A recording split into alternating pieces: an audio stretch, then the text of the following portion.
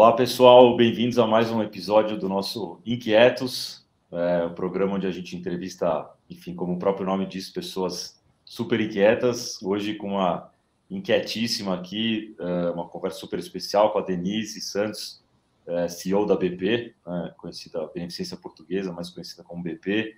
Denise, obrigado por topar bater esse papo com a gente aqui hoje, dividir um pouquinho da tua história, da tua experiência. Bom dia, pessoal. Cláudio, a gente estava falando agora há pouco sobre o Inquietos, né? Eu adoro esse nome. Mas eu vou dizer para você que de vez em quando cansa a gente ser inquieto, né? Mas é um prazer estar aqui com vocês, a gente bater esse papo, enfim. Acho que eu começo falando um pouco de quem é a Denise. E você falou CEO da BP, mas bem antes de ser CEO da BP, enfim, eu nasci lá, bem lá atrás. Esse ano eu completei 55 anos. Sou mãe do Diego. Tive o Diego aos 42 anos, então o Diego está com 12, vai estar 13 ano que vem. Então é uma experiência única, né? Enfim, eu estou com aqueles amigos assim que os filhos estão entrando na faculdade e ainda estou assim na preocupação da pré-adolescência, sabe? Mas é muito bacana. Eu me formei há quase 3 décadas atrás. Eu fiz engenharia elétrica e muito na vibe assim de acho que teve uma influência do meu pai, que foi engenheiro elétrico, mas teve, assim, exclusão, tipo, eu sabia que eu não queria ser médica, não queria nada de medicina, não queria nem pensar nessa área de saúde, mas falei, putz, engenharia é uma profissão que parece que, enfim, meio que dá para tudo e tem um quê de mudar o mundo, né? Então, eu sempre fui um pouco sonhadora nesse sentido, assim, eu trabalhei quase 18 anos sempre na área de tecnologia, na área de telecomunicações também. Então, eu trabalhei numa empresa chamada Siemens, que provavelmente muitos daqui conhecem, mas a cada 3, 4 anos eu mudava de área e com experiências, né, desde vendas, a logística, planta fabril, enfim.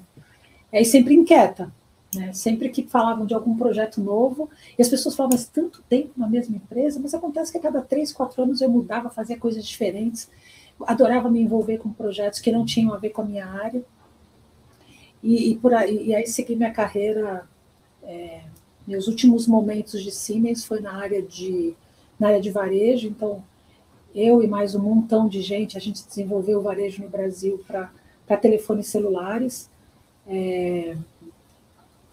Para quem não é jovem, assim que nem você, tipo, mais a minha idade vai lembrar que a gente comprava telefone celular só nas lojas das operadoras, né? Então tinha todo um varejo. De renda, né? Exatamente. Tinha todo um varejo pela frente para brincar, então foi uma experiência super legal. Mas o mais interessante é que naquela época, e eu passei muito tempo também antes disso fazendo projetos para infraestrutura de redes de celulares, enfim, e a gente vendia projetos assim do tipo, olha, nós vamos ter tecnologia não muito longe, que nós vamos falar na palma da mão, real time, um olhando para o outro, e as pessoas. Eu lembro da minha família, mas como que vai ser isso? A gente se surpreendia ainda com o telefone celular.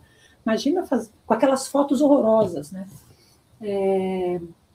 Mas eu sempre vi um passo antes, porque a gente trabalhava na parte de infraestrutura para poder esses aparelhos funcionarem. Então, foi uma experiência muito bacana. E em algum momento na vida profissional, ou você vai ser vendido, ou vai ser comprado, ou vai comprar alguém, ou enfim. E foi o que aconteceu comigo lá, mais ou menos em 2006, 2007. E eu não pensei 2 vezes, fui junto com a empresa que nos comprou, uma empresa metade alemã, metade oriental, uma experiência muito bacana de uma cultura totalmente diferente da nossa, né? E aí, com isso, enfim, 1 ano e pouco depois, acho que 2 anos, nem isso, talvez 1 ano e meio ou 2 anos depois, a Siemens resolveu sair do business. E pela primeira vez, assim, eu falei, bom, o que a gente faz? Fecha a empresa no Brasil, vou fazer. Poxa, se lá todo mundo está falando de tecnologia, tem algum lugar no mundo, talvez chamado China, que as pessoas produzem equipamentos eletrônicos, a gente não sabe nem quem direito que produz. Se a gente tiver uma infraestrutura adequada no Brasil, que a gente tinha, mas puder comprar tecnologia de fora, entre aspas, like Apple, né? Que a gente nem falava muito disso, pô, acho que pode dar muito certo. E aí decidi, junto com a turma, ficar e tentar fazer uma espécie de venture capital numa empresa que já existia, mas que, por orientação do headquarter, deveria ser fechada. Fui para Taiwan dizendo, a gente não quer fechar lá, a gente quer tentar conseguir com o negócio. Ah, tá bom, acho que olharam para a Denise e para o CFO, 2 meninos na época, vai, a gente já tem tanta coisa para resolver, deixa eles tentarem. E foi uma fase muito diferente, Cláudio, porque uma incerteza grande de um negócio que existia, que tinha que ser fechado e que a gente imaginaria que podia reconstruir um negócio completamente diferente. A gente teve o aval para isso, mas precisava de acionista, precisava de gente para investir na companhia, e foi a primeira vez que eu tive chance de me meter com o assunto fusões e aquisições, e a gente brincava, né? Mas agora para vender essa empresa, como é que a gente faz? Põe um anúncio, que nem a gente anuncia carro, no Web Motors, põe uma... E aí contratamos uma boutique de M&A, vendemos a companhia, tudo tal. Mas uma história super rica e longa. Mas eu me deparei com 2 coisas interessantes nesse processo e difíceis. Uma delas, em 2008, isso a gente já estava em 2008, a gente acabou vendendo a companhia, mas em 2008 a Siemens passa por um processo muito complicado de compliance. Vários diretores na Alemanha foram, inclusive, presos, e eu pensava, meu Deus, 18 anos nessa companhia, como é que... E os compliances tinham a ver tudo com a estrutura toda que foi vendida, e eu estava no meio daquela confusão e não sabia da confusão. Assim, louco. Mas no momento seguinte que a gente vende a empresa, para investidores financeiros aqui no Brasil, aí eu me deparei com tudo isso acontecendo, e aqui dentro, e aqui no nosso pedacinho, um jeito de fazer negócio absolutamente, a gente gosta de falar, como é que enfim, pode usar a palavra que for, inusitado, etc., tal, mas que definitivamente não combinava com os valores de um monte de gente, com o meu, com certeza. Achei que o ciclo deu. E realmente a companhia não foi para frente 2 anos depois. Mas eu saí em 2007 para 2008. Um ciclo de 18 anos, isso. Um ciclo de 18 anos. É interessante isso, né, Denise, que você falou, porque você falou que você mudou muito dentro da mesma empresa, né? Eu trabalhei antes de empreender e montar a Livança, eu trabalhei num lugar só durante 13 anos. E eu também mudei lá e tudo mais. E hoje em dia, quando a gente olha os dados dos mais jovens, a média de tempo nas empresas é muito curto, né? São 2 anos e tudo mais. E aí é complexo, né? Assim, tem uma questão meio cultural, mas acho que as pessoas, não sei se elas não dão tempo ao tempo, elas não conseguem mudar dentro de casa. E aí, muitas vezes eu estou olhando para contratar alguém, e aí você olha aquele LinkedIn, putz, um monte de lugar, né? E assim, eu acho que é legítimo as pessoas, a gente tem que tomar cuidado, é legítimo as pessoas mudarem, muitas vezes é uma forma também de conseguir um reconhecimento, uma melhora de salário e tudo mais, mas também é complexo, né? Tanta mudança, assim, e às vezes a gente consegue mudar muito dentro de uma mesma empresa, como você falou, né? Assim, não sei como é que você vê. Mas eu acho... Eu passei, na hora que eu terminei esse ciclo de 18 anos, até eu começar o ciclo de BP, eu fiz vários pequenos ciclos, eu conto um pouquinho deles daqui a pouco, mas que deu para entender assim, puxa, 2, 3 anos é quase nada, né? É assim, quase nada do ponto de vista de construir cultura, de deixar um legado bacana, de ter um projeto de começo, meio e fim. Eu estou hoje na saúde, mas não estava na saúde na época, independente dos ciclos de negócio que você tem, né? Você entra, você tem uma adaptação, você tem conquista, reconquista, etc. 1 ano já foi. 2º ano já foi, e você vai fazer outra coisa. Eu passei por um pouco dessa experiência, porque eu queria escolher um pouco mais o que eu ia fazer depois desse ciclo. Eu fui fazer um processo de coaching, eu lembro, e a minha coaching, que é a Vicky Bloch, ela falava assim para mim, Denise, escolha. Agora escolha, não é assim. Você tem o verde, você tem o vermelho, escolhe qual você quer. Você vai ter esse. E a resposta é sim ou não. Você quer esse? Aí vai ter que ter várias perguntas para discutir o sim ou não. E eu via muito na vibe que escolha era eu vou ter o A ou B. Então me fez muita reflexão. E, enquanto isso, tentou alguns projetos que eu sabia que era de menor curto prazo, né? Fiz um projeto no varejo de 1 ano, fiz um projeto numa empresa de mídia do Sul, a RBS, que é uma empresa do Grupo Globo, por mais 1 ano e meio. E aí eu achava que estava tudo bem, mas depois de um determinado momento eu falei, gente, mas eu não estou deixando nada que eu digo, né? Assim, está sendo muito rápido. Eu queria esses processos curtos para testar, mas está sendo tudo muito rápido. Eu quero uma história longa de novo. Quero história para contar, quero, né, tipo... E aí eu, em 2009, final de 2009, um headhunter me chamou para uma conversa, aí foi uma conversa dessa sim ou não, né? E quando terminou a conversa, eu falei, ai, não, isso aqui não tem nada a ver comigo. E ele falou para mim também, não, isso aqui não tem nada a ver com você. Aí ele falou, mas de tudo que a gente conversou, sabe que tem um projeto que eu acho que é a tua cara? Aí eu falei, sério? Ele falou, então, estou fazendo uma posição para CEO de um hospital. Cara, quase Cat Costa, né? Eu falei, gente, vocês estão malucos, né? Primeiro da onde você achou que tinha... sempre fui produto, serviço, e assim, né, achando que eu ia continuar minha carreira em tecnologia, da onde?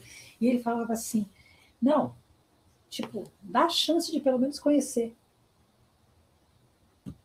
E aí acho que também foi a primeira, uma das coisas importantes, né? Eu tinha vivido isso na mesma empresa, curiosidade, mas não fora dela, né? Quando ele falou da chance para conhecer, tipo, o que você vai perder com isso? Vamos conhecer.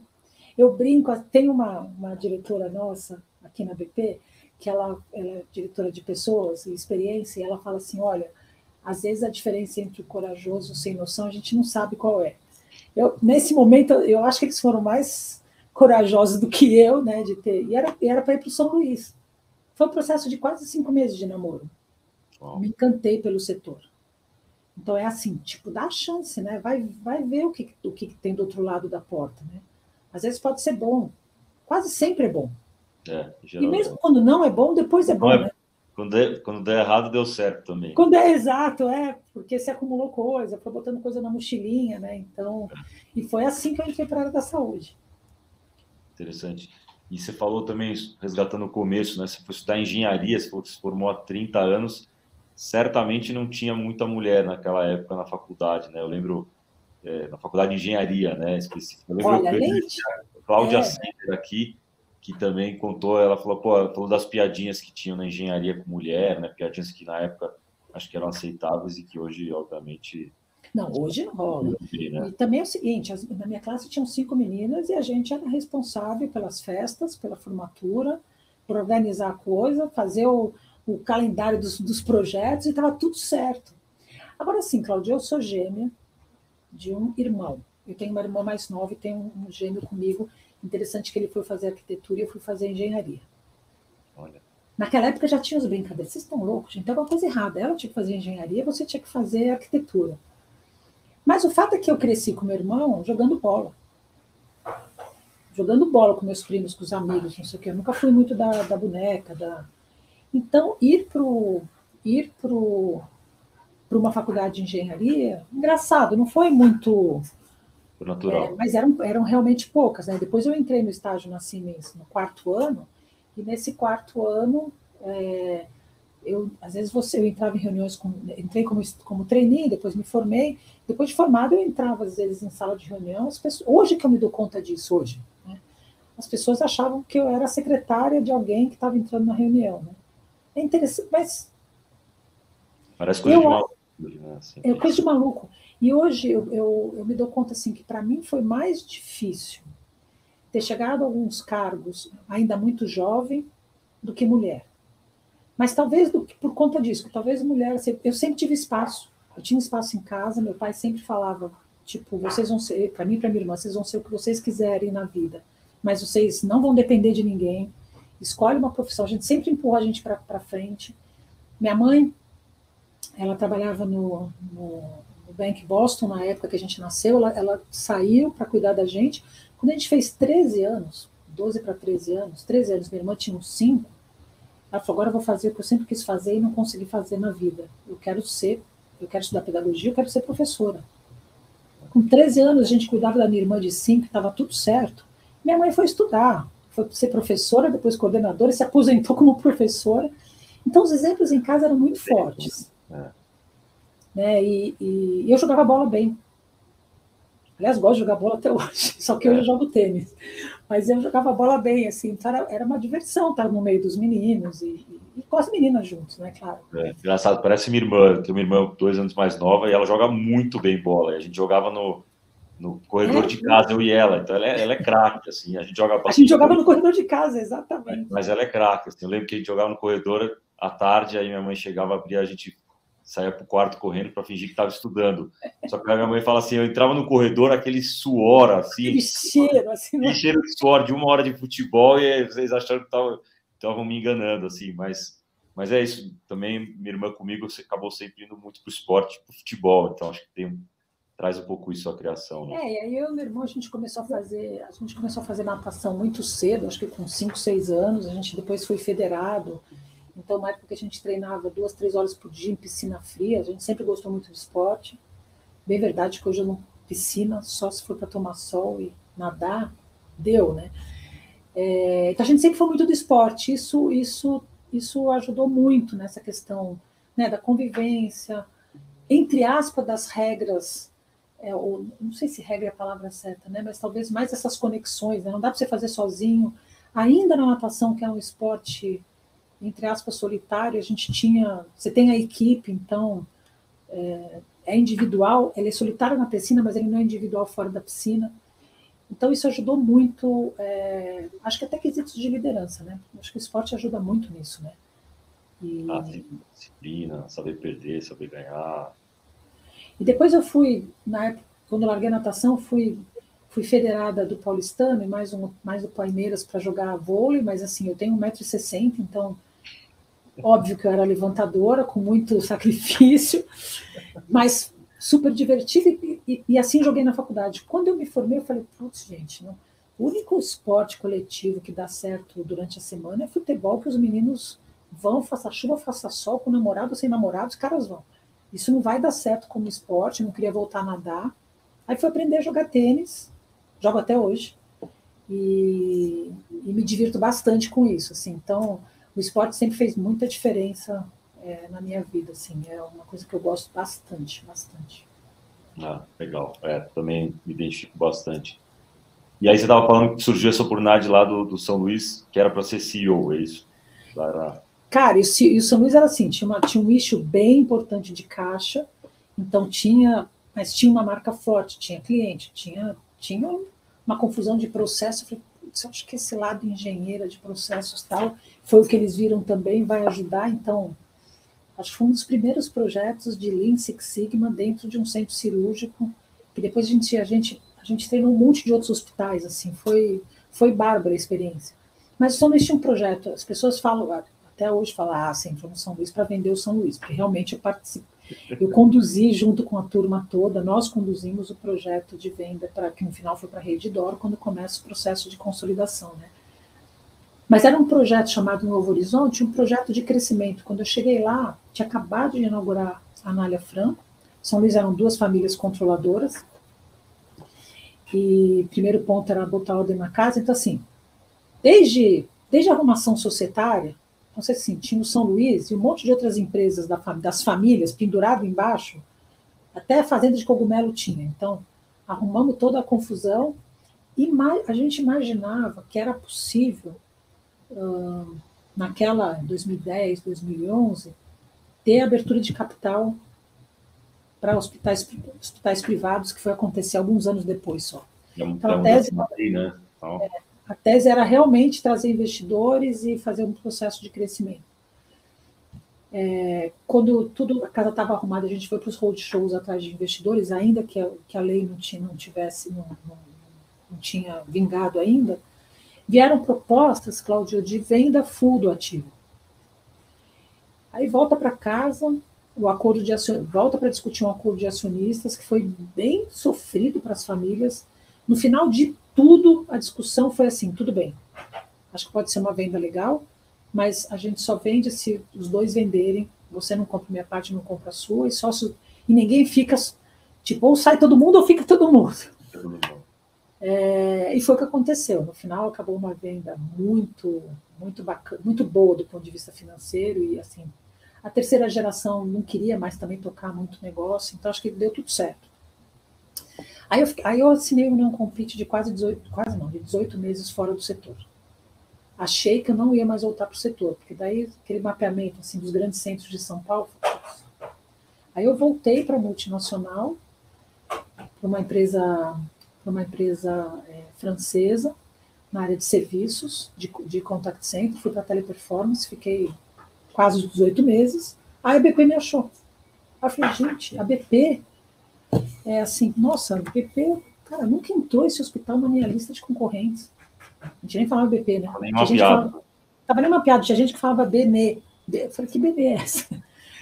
Mas a Beneficência Portuguesa de São Paulo tinha uma longa história comigo, porque quando nós nos formamos, quando a gente se formou, era a época que o Antônio Emílio de Moraes era paraninfo de tudo quanto é turma de formandos de engenharia. E, entre aspas, sobrou para mim, para as minhas 3 amigas, para a gente convidá-lo para. Imagina, não tinha WhatsApp, não tinha celular, né? Tipo, eu fui parar na BP para convidá-lo. Convidar presencialmente. E ele topou. Olha, ele foi paraninfo da turma. Ele foi paraninfo da turma. E, Cláudio, anos depois, na BP, quando eu cheguei, ele não estava mais na BP, já estava 7 anos doente e tal. Uns 2 anos depois que eu estava lá, ele faleceu e o velório foi na BP. Assim, a gente tem um salão nobre lindíssimo, que capta umas 300 pessoas com os vitrais portugueses, assim, que iluminados, ficam maravilhosos. E foi lá. E passado uma semana, ou 2 semanas, o filho dele mais novo, que é o Rubens Emílio de Moraes, era o nosso presidente do conselho, ele foi presidente do conselho até 2020, ele me chama e tipo, ele tinha achado as cartas de todas as turmas que o pai dele tinha feito discurso nas formaturas. E a nossa estava lá. Nossa. Cara, eles não me deixaram nem tirar uma cópia, que era para não estragar o documento. Mas não é louco isso? E aí depois parecia que estava no destino ali, né? E aí também, de novo, a gente ficou um tempo namorando, assim, acho que o processo de escolha já razoavelmente bem treinado, né? Acho que é uma coisa que eu deixo aqui para quem estiver ouvindo a gente. Mudanças de carreira, mudanças de lugar, assim, tem que ser sempre uma escolha de via dupla. Não pode ser só, é bacana, eles estão me dando mais grana, ou isso, aquilo, eu vou. Então, assim, entender a cultura, como é que é a tomada de decisão, quais são os valores. Assim, isso faz tanta diferença, a ponto de estar 10 anos na BP e achar que eu entrei outro dia. É mesmo. Achar que eu entrei outro dia. E aí começamos a discutir, eu falei, gente, isso aqui é uma preciosidade. Naquela época tinha... a BP sempre foi muito de alta complexidade, então cardiologia, neurologia, oncologia, tinha assim... Mas era um hospital que atendia muito SUS. A gente fez uma pesquisa de marca, a gente mudou a marca em 2016 para 2017. E todo mundo enxergava a BP ou um hospital da família Emílio de Moraes, ou um hospital da Votorantim, ou um hospital do SUS. Atendia muito SUS, não era da família, não era da Votorantim, mas as coisas se misturavam, porque teve essa dedicação de muito tempo no conselho. Era inclusive uma maneira que o Antônio Emílio de Moraes, né, queria devolver para a sociedade aquilo que ele achava que era... Mas eu não sei se vocês sabem, a tabela de SUS não reajusta desde 1995. Enquanto o doutor Antônio Emílio de Moraes estava lá, chegava no final do ano, ele tuf. E quando me contrataram era assim, não dá mais para ter o prejuízo que a gente tem, não dá mais para a família ficar sustentando, e isso aqui tem uma riqueza que tem que se transformar de alguma maneira. Então era um projeto de turnaround, era um projeto de reposicionamento de marca, e um projeto de crescimento. Adorei a turma toda, depois de alguns meses discutindo, vou. E aí começou todo um processo, enfim, que nem sei se a gente está no meio do caminho ainda. Acho que não chegamos nem no meio do caminho. É difícil saber, né? Ainda mais no setor da saúde. E aí, só pegando um ponto interessante... Até porque 3 anos foram embora, né? História da pandemia do meio do caminho. Fizeram assim, né? Você falou, Denise, de exemplo, né, dentro de casa, do teu pai, da tua mãe e tudo mais, né? E aí, assim, poxa, você virou CEO faz bastante tempo, certamente. Hoje já não é tão fácil encontrar CEOs mulheres, né? Imagina naquela época, assim. Você tinha, assim, uma vontade de ser CEO? Era uma coisa que você estava vendo? Eu lembro uma vez numa entrevista com a Sandra Bott, a editora da Época Negócios, ela falava do desafio de quando você não tem os exemplos, né? Você não vê ali, sei lá, mulher de CEO, você não vê, assim... Né, representatividade ali, talvez você não sonhe tanto com aquilo ali, assim, era um negócio que você almejava na carreira? Era um objetivo? Ou simplesmente aconteceu? Como é que foi? Se eu dizer que foi planejado, programado, sonhado, não. Se acho que eu estava no lugar certo na hora certa, e óbvio, eu fiz por merecer, mas eu queria crescer, eu queria fazer coisas diferentes, eu acho que essa curiosidade assim de estar e ter vivido várias, né, não ter ficado sentado ou só na cadeira de vendas, ou só na cadeira de operações, acho que isso sem dúvida nenhuma ajudou. Eu achava que eu ia ser no máximo diretora de unidade de negócio, que acabei sendo realmente muito cedo. Eu tinha, sei lá, 33, 35 anos. Hoje eu olho para trás de novo, né, gente? Com 30 e poucos anos, enfim, talvez outros tempos. Não era para eu estar naquela cadeira, eu acho. Mas Você falou lá, é um misto de. Na dúvida se é coragem ou é. não é sem noção. Mas eu acho que o CEO, porque eu era diretora já de unidade de negócio, dessa unidade de negócio mobile, da Siemens, e aí, quando essa divisão foi vendida e teve que fazer o spin-off dessa divisão para uma companhia independente, naturalmente era eu a pessoa, porque eu já tocava, fazia América Latina nesse momento na Siemens. Então, nesse momento eu virei CEO, mas eu não me considerei CEO naquele momento, porque era exatamente o que eu fazia, só que apartado numa estrutura. Eu não tinha essa convicção assim de que, putz, eu virei CEO e tudo. Assim, foi processo natural, né? Teve o spin-off, eu continuei tocando o que eu já tocava. Eu já respondia pelo P&L, já respondia por tudo. Assim, teve que montar algumas áreas, tipo, que eu não podia mais contar da Siemens, né? Estrutura jurídica, uma área de qualidade, uma área de RH. Mas também, assim, eu consegui pegar um spin-off dessas áreas aí e trouxe junto. Acho que a cadeira de CEO mesmo veio quando eu sentei no São Luís, aí já com quase, né, com 38 anos. Nesse momento, eu comecei, assim, ser mãe não estava no meu vocabulário desde nunca, ou desde sempre, desculpa. Aí com 38, eu acho que estou chegando perto dos 40, eu olhava meus amigos, todo mundo fala que esse negócio é legal, tal, será? Aí foi muito pragmático, ou vai ser agora ou não vai ser mais. Aí quase que não foi mais, porque no final fiz um monte de tratamento e fui ter o Diego com 42, né? Mas eu também achava que eu tinha certeza, tudo bem, né? E meu marido também, não, nós dois no segundo casamento, nenhum dos dois queria ter filhos, tal, e eu que vim com essa ideia. No final a gente falou, vamos tentar. Eu sou gêmea e na minha família é recheado de gêmeos. Para quem fala que gêmeos pula uma geração sim, outra também, esquece, na minha família não tem isso, porque tinha na família do meu pai, na família da minha mãe, geração seguida, enfim, trigêmeos. Certeza que é gêmeo. E o meu marido, as irmãs eram gêmeas.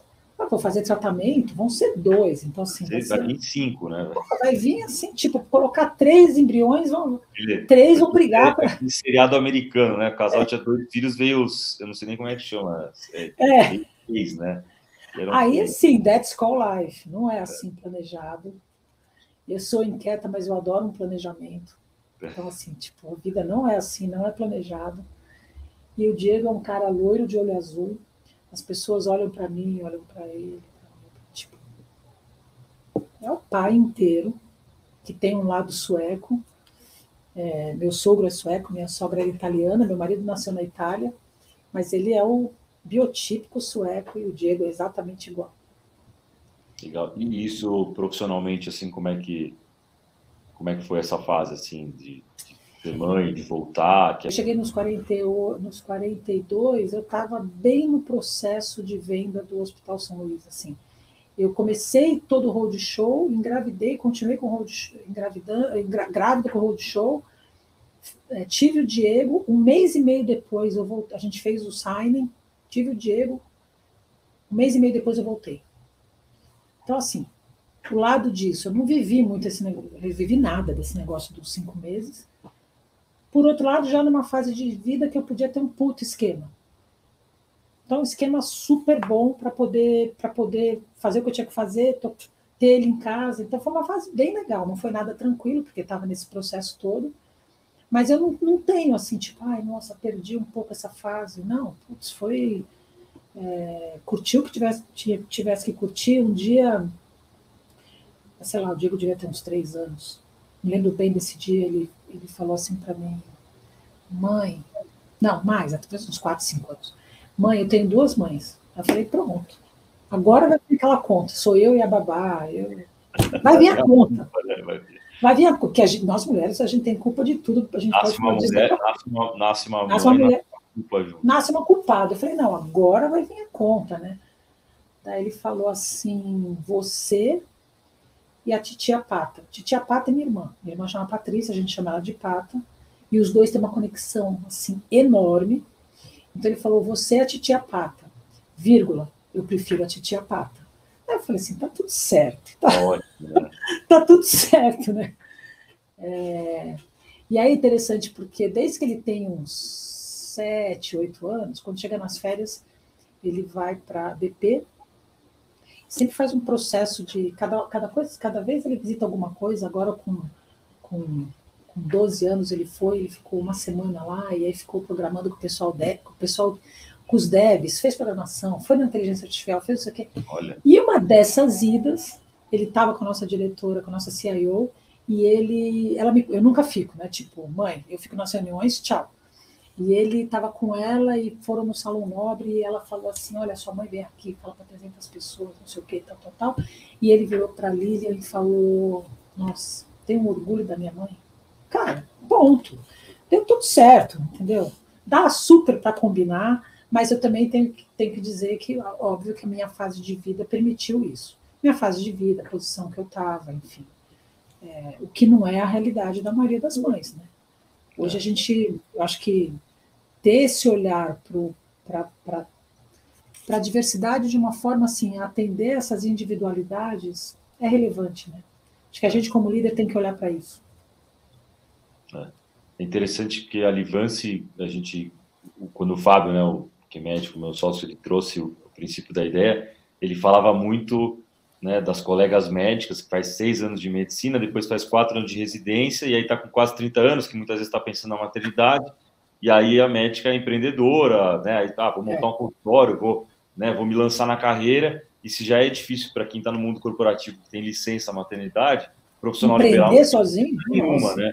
Então, assim, ele falava que ele via muito as médicas, os profissionais, ficar meio que pelo caminho, porque aí não começava. Então, assim, tem muito desse... né, isso está muito ligado ao início da Livance. A gente vê que a maioria das médicas profissionais de saúde aqui são mulheres. A gente até criou um programa de maternidade, já foram mais de 100 profissionais que passaram por isso. Isso é muito legal. Dei o meu passo aqui com a Livance, porque eu sabia que ia ser um formato mais flexível, com custo fixo baixo, então talvez não teria começado, ou teria parado. Então, assim, acho que são algumas sutilezas que a gente consegue, né, fazer fluir de uma forma melhor, né? E você sabe que, assim, eu vivi a maior parte do tempo no mundo masculino, porque fui para a Siemens, que era, enfim, empresa de engenheiros, forrada de engenheiros. Quando eu fui para o São Luís, inverteu a conta, né? No ambiente hospitalar, a gente tem 70% mulheres. Claro que você vai olhar para a alta liderança, ainda era lá naquele tempo uma menor quantidade, mas um ambiente completamente diferente. Aquilo para mim foi diferente. Eu comecei a aprender muito com isso, porque eu vivia num outro ambiente.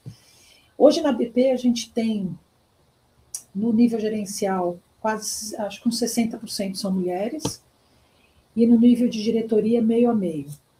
E no nível de diretoria foi bem interessante, porque foi muito, eu sempre valorizei muito esse lance da diversidade, mas com o olhar da pluralidade, assim, tipo, a gente tem que ter gente de lugares diferentes, com ideias diferentes, vamos juntar esse caldo aqui. Chegou um momento, Cláudia, acho que há uns 3 anos atrás, por aí, uns 3 anos atrás, que sem forçar a mão, as pessoas ainda falam, será que sem forçar a mão, pelo fato de eu ser mulher, né? A gente tinha a maioria da diretoria com mulheres. E aí vagou, a gente tinha que fazer uma nova vaga, uma substituição que a gente ia fazer, e eu nunca imaginei que eu fosse fazer isso. Eu chamei a nossa diretora de pessoa e falei assim, nós precisamos de homem aqui. Não tá bom. Daí a gente fica, mas vamos falar baixo, porque é meio proibido falar isso, né? A gente tem... Não, mas a gente tem que fazer essa vaga, a gente tem que equilibrar de novo, a gente tem quase meio a meio de novo, a gente tem que equilibrar de novo essa conta, porque, putz, Primeiro que um monte de mulher junto, não precisa falar, a gente faz um tumulto de sobra, né? Mas acho que um monte de homem junto também. Então, assim, tipo... Então, a gente tratou de dar uma equalizada de novo nesse... Aí, sim, forçamos um pouco a mão no sentido contrário, sabe? Talvez o primeiro sentido tenha sido involuntário, mas certamente deve ter... houve uma influência de Denise, mas a gente daí resolveu equilibrar. Eu acho que dentro desses... Assim, primeiro que o mundo hoje, apesar de eu achar que a gente está longe disso, a palavra colaboração e o mundo colaborativo é o que mais a gente precisa, né? A gente traz interesses muito iguais, né, ou jeitos iguais. Então, hoje a gente tem um ambiente, a gente tem meninos, meninas, homossexuais, na mesma diretoria, a gente dá uma trabalheira, Cláudia, uma trabalheira boa, mas faz diferença, faz muita diferença. E é interessante, juntando um pouco esse tema você falou de inovação, né, de colaboração, e aí mudança, né? Acho que é legal você comentar um pouquinho mais a quantidade de mudanças que você fez na BP. Assim, eu lembro do livro mais recente do Netflix, já não é tão novo, aquele A Regra é Não Ter Regras. Sim. Aí ele fala muito, né, da cultura do Netflix, mas ele também fala assim, pessoal, cuidado, porque isso aqui não é para todo mundo. E ele fala, não é para um hospital, por exemplo, né? Um hospital não é para sair quebrando regras, né? Como é que você vê um pouco isso, né? Como é que foi essa mudança, transformação numa organização que, em geral, está muito bem treinada para replicar processos, né? Sem margem de erro, que tem. Como é que você...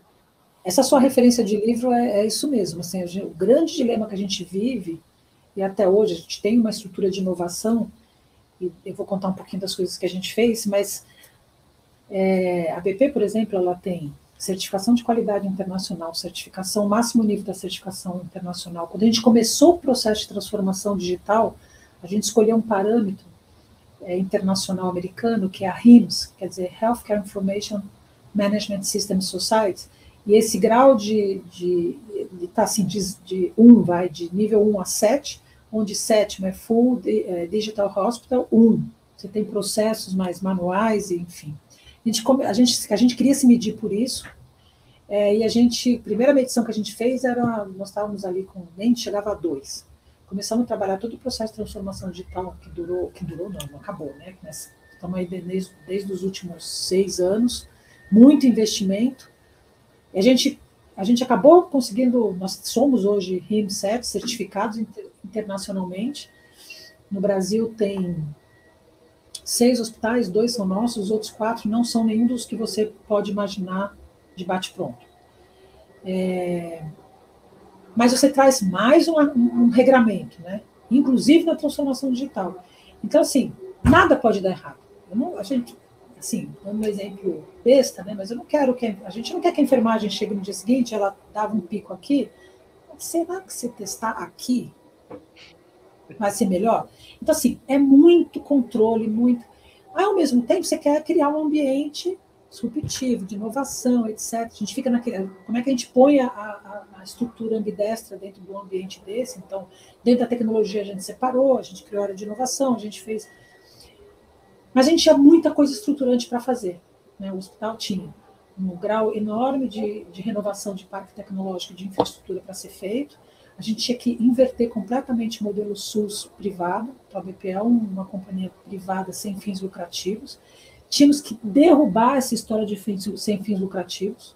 Alguém vai pagar a conta, esse alguém é a gente mesmo. Então tem que ter lucro, a diferença é que a gente reinveste, né? A gente é sustentável, parei de ficar discutindo distribuição de dividendos, o que é ótimo, mas tem que gerar recurso para crescer, enfim. Então tinha muito letramento nesse sentido também. Então, muita mudança cultural nisso.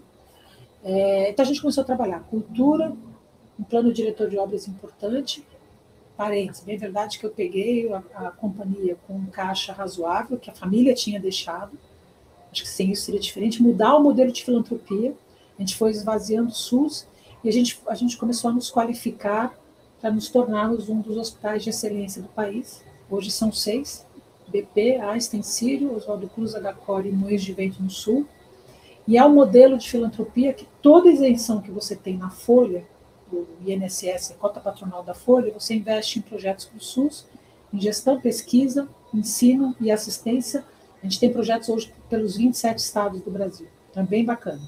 A gente foi invertendo esse modelo e, ao mesmo tempo, trazendo toda uma estrutura comercial de negócio para dentro para a gente conseguir, né, atrair clientes privados, que é importante também ter uma infraestrutura adequada.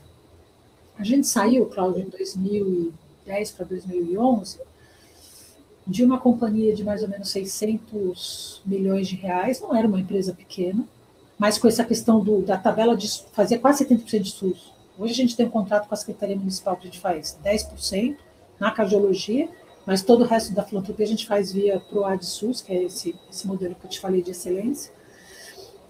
E a gente esse ano termina com quase 2.400 de receita, em outro patamar. Né? Para isso foi preciso também uma mudança de marca, que tem muito a ver com cultura, né? Um dia eu te mando o logo antigo da BP, que você vai lembrar, e esse nosso recente, e tinha uma marca importante porque a gente queria tirar a cruz de Malta do símbolo da BP. Tinha uma cruz de Malta, BP, super mega português. Cara, isso foi assim um dilema dentro do conselho. Foi um negócio surreal, foi uma virada de chave, que cada vez que as pessoas começam a falar assim, putz, a BP é lenta, algumas coisas, eu capto todo mundo fala assim, lembra da Cruz de Malta? Os caras toparam. Então, assim, é dever nosso fazer outras coisas, nada é impossível. E teve dessa transformação toda, né, de tamanho de empresa, de foco e tudo mais, qual foi o momento que você acha mais difícil, assim, e qual foi o momento que você falou, não, vai dar certo, assim?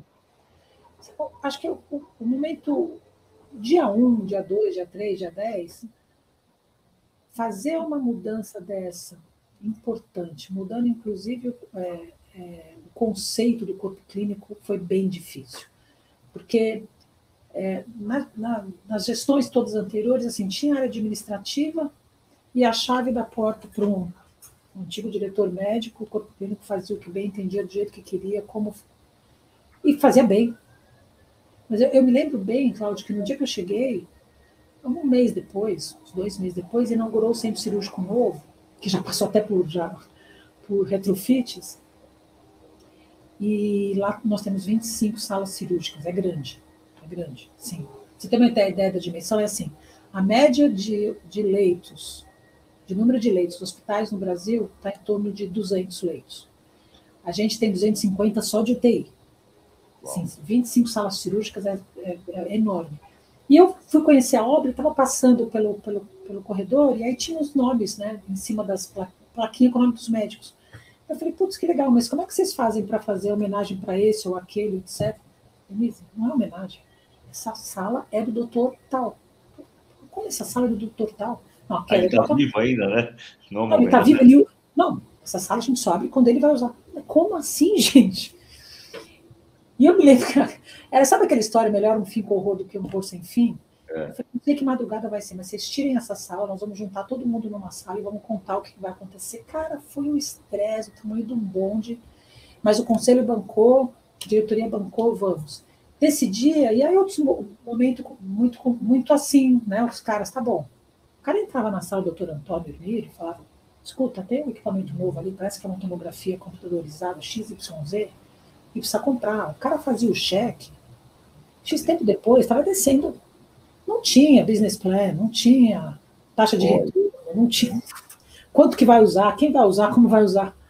Então, essa parte foi muito complicada, né? Mas eu acredito que assim, o melhor processo de engajar não é só comunicar, mas é trazer para perto junto, para discutir junto, né? Aí engaja e depois se compromete. E a gente tem, obviamente, vários, às vezes, de vez em quando eu ainda ouço, Denise, mas na época do doutor Antônio não era assim. Então, vem cá, vamos conversar. Então, o corpo clínico foi muito difícil, e a mudança de marca foi um processo muito difícil, num momento que, algumas vezes eu pensei, não vai dar. Não vai dar, porque era muita tacinha para quebrar, né? A gente fez a marca-mãe BP, a Beneficência Portuguesa de São Paulo, porque um dos critérios de posicionamento de marca não era só a modernidade, as cores novas, o processo de cultura, era também porque existem, sei lá, 20 e poucas beneficências portuguesas pelo país inteiro, e as pessoas achavam que era tudo a mesma coisa, que era tudo... E a maior parte das beneficências portuguesas estavam falidas, e a gente estava quase no mesmo lugar. A gente queria criar essa unicidade, que por isso é a Beneficência Portuguesa de São Paulo. A gente imagina um dia poder tirar a assinatura. A gente queria fazer algo diferente. E criamos submarcas. A gente tinha algumas equipes médicas que eram donas do serviço, da medicina diagnóstica, por exemplo. Então, BP Medicina Diagnóstica, durante anos, lá atrás, sei lá eu quando, a BP comprou uma empresa chamada MedImagem, que eram uns caras que detinham conhecimento de medicina diagnóstica por imagem, para poder chegar ao tomógrafo, chegar à ressonância, enfim. Esses caras, eles não investiam nada, mas eram os donos do serviço. Trocar a marca, tirar a MedImagem, botar a BP Medicina Diagnóstica, chegou algum modo que isso não vai rolar, gente. Nós não vamos conseguir ir para frente. E aí, muita persistência, insistência, muito apoio do conselho, a gente conseguiu virar essa chave. Mas foi um momento, um projeto, Cláudio, que talvez a gente tivesse feito em 6, 8 meses, foram 18 meses.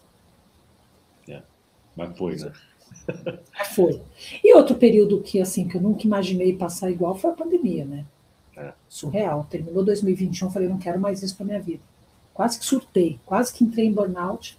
Falei, não quero mais, deu. Meu marido falou, vamos viajar. Procura o país que estiver aberto, aí nós vamos viajar. Aí fui conhecer Dubai, que era o único país que estava aberto. Voltei, respirei fundo, mas foi um momento muito complicado. Muito complicado. Para todo mundo, né?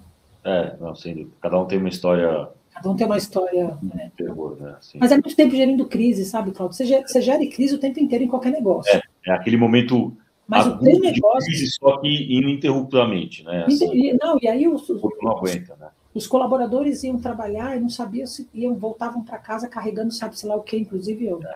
Então... voltar, né, para cá. Foi um momento que é para deixar para trás. Você falou né, nessas mudanças de colaboração, de trazer para junto e tal. Você está nessa posição de CEO já faz muito tempo, né? Fui do BP e antes, tudo mais. O que você diria que mudou no que é demandado de um CEO, de uma CEO, assim, o que evoluiu, né? As necessidades, né? O que o mercado demanda e como que você também evoluiu nisso? Como é que você vai atrás? Você mencionou em algum momento aqui, né? Coaching. Como é que você, como inquieta aí, como CEO há muito tempo, evolui, né? Porque o mundo evolui, as demandas... Você sabe que eu ouvi outro dia, eu estava num evento, ouvi o CEO da Gerdau falando que CEO não é Chief Executive Officer, mas é Chief Engagement Officer. Eu falei, bingo, é isso. Eu falo de conexão o tempo inteiro para as pessoas que estão comigo. Eu vou dizer que 60%, 70% do meu tempo eu estou tentando fazer conexão. Assim, 1 mais 1, ou 1 mais 1 só é 2 se tiver o sinal de mais no meio. Se alguém não desenhar o sinal de mais no meio, tem que sair dentro. Isso não vai acontecer. E só é igual se tiver né, o igual também alguém tem que colocar, porque senão o 2 não vem. Então, acho que isso foi mudando. Para mim, começo de... Se eu olhar, posso considerar, apesar de ter sido CEO na Siemens BenQ, considero aí 2009 o processo de São Luís, eu era muito business oriented, tipo, P&L, vamos fazer dar certo, a estrutura, processo, etc. Tal. Ao longo do tempo, ganho de maturidade, it's all about people. No final do dia, o quanto você consegue inspirar, não só inspirar, mas, tipo, tá junto, né? Não pensei nem um dia na pandemia que eu tinha que estar lá junto com a galera, né? Então, assim, hoje a maior parte do meu tempo, para fora e para dentro, quer seja com os clientes, quer seja com os parceiros estratégicos. Quando a gente fez a marca nova, Cláudio, a gente reescreveu com participação de muita gente, até o chão de fábrica, a gente reescreveu os nossos valores. Nossos valores eram aqueles que a gente tirava da parede o nome da BP, botava qualquer outro nome, estava tudo certo. Funciona tudo bem. E da marca, a gente reescreveu o propósito, que é valorizar a vida, e os valores, a gente tem são 6, agora 7, a gente acabou de revisar isso e colocamos mais um, mas são statements bem claros. E um deles é a colaboração nos leva mais longe. E de cara todo mundo, né? Claro, trabalhar em equipe, junto e tal, mas a gente escreveu, colocamos um statement bem forte que é valorizamos parcerias e alianças que nos tornem mais fortes. Desde então, a gente é alucinado em qualquer coisa que a gente for fazer, a gente não, a gente acabou de firmar uma companhia, de criar uma companhia nova com o Bradesco e Fleury para fazer o crescimento de oncologia, um projeto que nasceu dentro da BP. A gente falou, não dá para fazer sozinho. Vamos reestruturar esse setor, vamos trazer gente para dentro. Criamos em 2018, quando a gente, 16 para 17, quando a gente fez mudança de marca, a gente fez mudança de estatuto também. E lá a gente colocou, bom, se a gente vai colocar alianças e parcerias nos levam mais longe, vamos mudar o estatuto que a gente vai poder ser acionistas de empresas com fins lucrativos lá fora, desde que o lucro que eu tenho lá devolvo para a BP, por questões tributárias e tal. Isso está andando, né? Então, isso é uma coisa que isso mudou muito para mim. Assim. Sem essas conexões, a coisa não vai.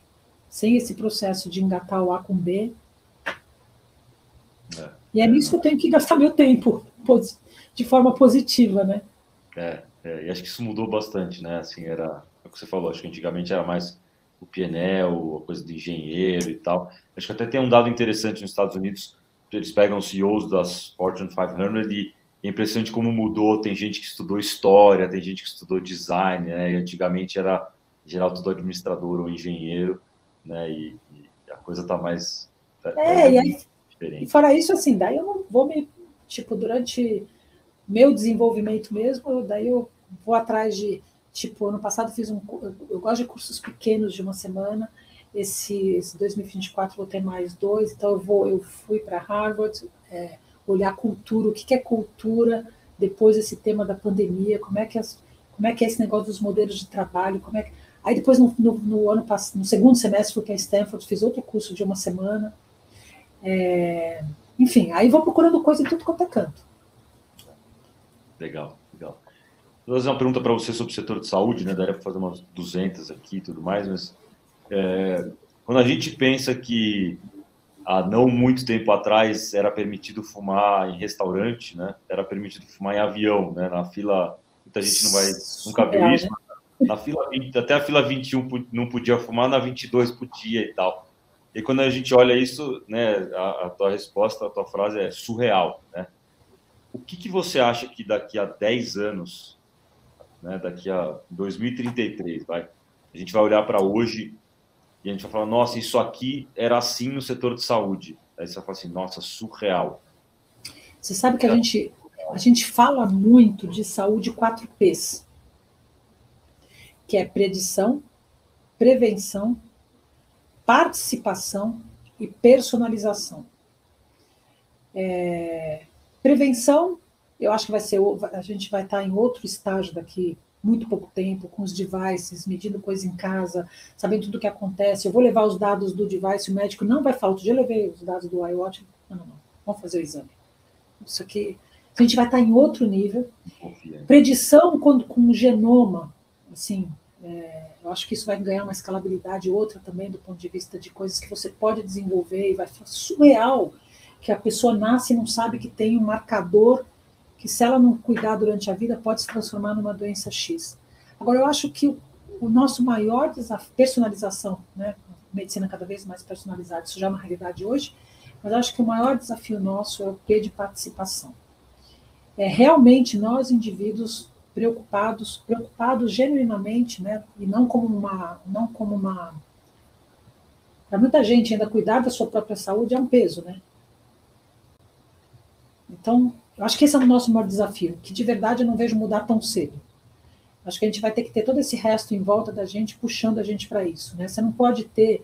E aí nós vamos ter que, acho que, ter algumas regulamentações diferenciadas, né? Tipo, enfim, eu não sou fumante, por exemplo, por preguiça, porque meu irmão começou a fumar com 13 anos, eu tentei várias vezes e não deu certo, né? E meu irmão fumava até pouco tempo atrás, parou acho que uns 5, 6 anos. E você...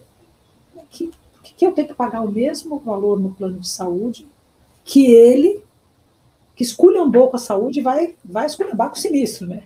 Então, acho que o outro. Vai ter que passar por coisas práticas desse tipo, mas eu acho que, assim, a gente, quando fala de predição, a gente vai ver uma transformação importantíssima, né? A gente já está vendo algumas doenças que eram taxadas como, putz, esse cara só vai ter mais tanto de vida, e isso está caminhando, câncer, por exemplo, em várias patologias, está caminhando para doença crônica. Então, as pessoas literalmente vão viver mais e bem. Agora, a gente tem um desafio, que é o P da participação. E aí eu acho que a gente está muito aquém de programas, a gente ainda fica com o programinha do diabetes, programinha do exercício, da atividade física. Acho que vai vir tecnologia para dar um wake-up call em todos nós, sabe? E não só na hora do susto, né? Putz, agora fiquei diabético, meu Deus do céu, tenho que correr atrás. Então, isso eu acho que ainda tem muita transformação e ainda estamos num... A gente fala muito de inteligência artificial para tomada de decisão na área médica. Eu estava lendo um artigo a semana passada que saiu do MIT e Harvard validando assim, putz, inteligência artificial na área médica vai ter um pouco mais de chão do que a gente imagina, porque a gente ainda tem muita coisa para descobrir, né? Muita coisa ainda que está em desenvolvimento, né? Então, a gente treina a máquina até 2022 e 2023 já tem uma coisa nova que saiu do laboratório que vai mudar completamente o uso daquele medicamento. Bom, veja o Ozempic, né? Então, tem muita coisa para vir. Mas eu acho que a gente tem inteligência artificial, mas tem coisas muito básicas que você falou, que é comportamento, que é a participação, né? Assim, que é a participação, né? Então, que passa por inclusive, políticas públicas de saúde, né? Acho que países como o nosso tem um caminho ainda pela frente, né? A gente às vezes fica numa discussão de minoria, né? E a discussão tem que ser mais massiva, né? A discussão é de maioria, né? Eu vou dar um exemplo. No escritório, às vezes a gente começa a discutir a questão, nós fazemos lá, o corporativo faz 3-2 de home office. E começa uma discussão do que não, porque tem que ser 2-3, porque galera, nós somos serviço essencial, 90% vem todos os dias e não tem opção. Aí a gente fica, às vezes, numa discussão de minoria, né? Toca desse jeito que tá bom e vamos... Eu sinto isso dentro da BP, porque a gente tem dentro da BP um mini Brasil. Tem todas as profissões que você pode imaginar, do médico PhD até o auxiliar de limpeza, com um mix assim, né, um mini Brasil acontecendo lá dentro, com todos os dramas sociais que a gente ouve na televisão, enfim. Então, tem muito para... Né, a gente tem ainda muita coisa estruturante para fazer na saúde, né? De uma maneira geral, num país como o Brasil, né? É interessante, a gente fala de inteligência artificial, mas às vezes tem coisas muito básicas, como você falou, que a participação das pessoas se mexerem, né? Se mexerem. Coisa mais surreal. Como é que eu incentivo isso? Como é que a gente consegue incentivar isso? Passava Coca-Cola no corpo para tomar sol, né? Para pegar bronzeamento, assim. Provavelmente daqui aos 10 anos já falava, pô, mas você não acompanhava a tua saúde, você não fazia isso, sei lá, você comia... Né, como? É surreal, como assim? É sério que você fazia? Você não ia no médico, sei lá, você não checava nada, assim, é impressionante. E gente... Sério que você não acompanhava o seu sono durante a noite através de um anel assim como esse? É impressionante. E, bom, caminhando para o fim aqui, daí para a gente ficar horas conversando, 2 perguntinhas, bate-bola final. Um livro que te impactou, assim, você lembra muito, você já leu mais de uma vez, assim? Cara, eu acabei de ler um livro que eu adorei. Eu não sei se você conhece um cara chamado Adam Grant. Ele é um psicólogo organizacional, vamos dizer assim, é um cara de seus 40 e poucos anos. Ele escreveu um livro chamado Rethink, Pense de Novo. Sensacional. Você leu esse livro? Adam Grant é um dos meus gurus, assim. Esse livro, se você não leu... Eu tirar foto de post dele e ficar compartilhando aqui. Se você não leu esse livro, leia. Quem não leu, leia. Que é basicamente, né, você é firme e stick nos seus valores, mas você pode mudar suas crenças. É isso aí. Então, assim... Suas opiniões não... O que você não muda são os valores. A opinião você muda e você tem que ser flexível, né? Deve ser, né? O livro é assim, bacana. Mas eu estou citando, tem inúmeros outros, mas é que eu li esse recentemente, assim, terminei de ler há pouco tempo. Não, legal. Adam Grant eu acompanho ele bastante, é muito legal. Uma última pergunta aqui, acho que está ligado ao nosso tema inquietos, assim. Tem uma frase que eu gosto muito, que diz que a gente nunca deve deixar que as nossas memórias sejam maiores do que os nossos sonhos. Né? Amei! Qual seria um sonho ainda que a Denise gostaria de realizar? Nossa, difícil, assim, eu tenho alguns, né, assim, eu agora eu quero muito me dedicar, assim, eu tenho uma coisa que eu me identifico muito com a BP, que é o nosso, que eu acho que é para mim o valor mais quente, assim, que eu não vivi em outros lugares, que é fazer o bem. E E eu quero muito me dedicar a projetos desse tipo de olhar. Eu fico assim, que horas eu vou deixar de ser executiva? Eu faço algumas coisas voluntárias, assim, mas eu quero muito fazer coisa para o meio ambiente, eu quero muito fazer esses projetos sociais voltados para a educação. Eu adoro dar aula, então eu quero voltar para esse... Então, tipo, meu sonho é me aposentar dando aula, sabe? Ensinando e aprendendo. Na sala de aula é muito, né? É um aprendizado constante. Um aprendizado constante. Então, Legal. é isso. Boa. Muitos sonhos. Mas super obrigado, viu? Super brilhando obrigado. muito ainda.